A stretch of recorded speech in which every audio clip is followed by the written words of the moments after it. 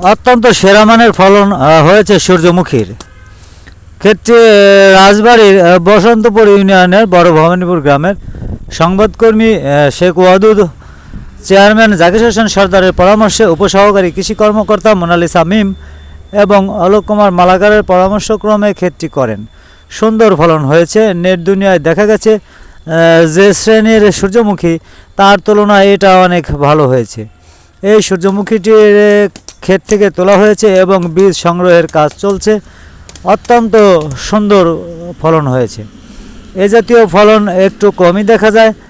তো কৃষি কাজে আনন্দ আছে। ধন্যবাদ।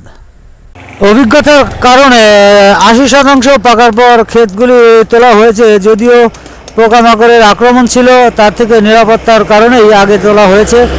আর এক সপ্তাহ পরে তুললে আরও ভালো হতো। তবুও অনেক ভালো হয়েছে।